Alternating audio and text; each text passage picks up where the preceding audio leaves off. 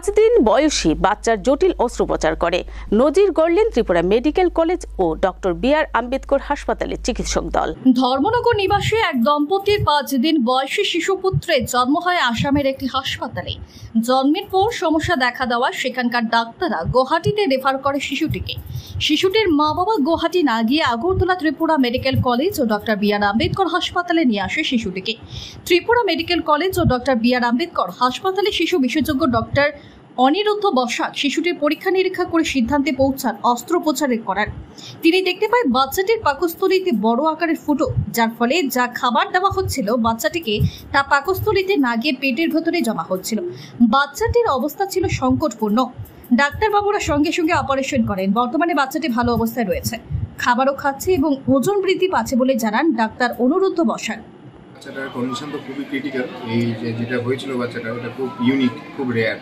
বাচ্চার এক নম্বর হচ্ছে বাচ্চাটা প্রিমেচিওর ডেলিভারি ছিল 2 মাস আগে, যেটা শুনলেন আপনারা, বাবা বললো।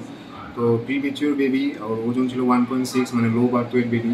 এই বেবির মধ্যে একটা বিশাল বড় আকারের গ্যাস্ট্রিক পারফোরেশন, মানে নিউনেটাল গ্যাস্ট্রিক পারফোরেশন, যেটাতে আমরা বলি পাকস্থলীতে বড় আকারের একটা ছিদ্র হয়েছিল। তো ওখানে জন্ম হওয়ার 2 দিনের মাথায় ওদেরকে বলা হয়েছিল যে ইনফেকশন হয়েছে। ইনফেকশন হওয়ার কারণে গুয়াহাটিতে রেফার করা হয়েছিল। ওরা গুয়াহাটিতে না গিয়ে আগরতলায় এখানে এসছে আমাদের টিএমসিতে। তো টিএমসিতে আসার পর আমি যখন দেখলাম তখন দেখেছি এক্সরে করলাম, ইনভেস্টিগেশন করলাম। ওখানে দেখা গেছে যে পুরো পেটের মধ্যে পুরো পায়খানা জমা আছে, ওখানে এয়ারও আছে, ঠিক আছে। তো ওটা দেখে ইমার্জেন্সি অপারেশন করতে হলো। আবার ওর বড় যখন 5 দিন ছিল, তো 5 দিনের মাথায় আমরা বড় অপারেশন মোটামুটি 2 ঘন্টা লেগেছে করতে।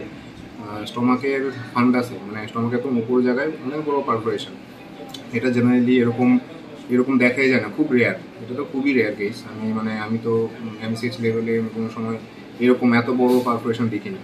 এই অবস্থা থেকে এখন বাচ্চা মোটামুটি ওয়েট গেইন করছে, ফিট টলারেট করছে। That is a very huge success story, শুধু আমার জন্য না, পুরো টিএমসি, গোটা টিমের জন্য।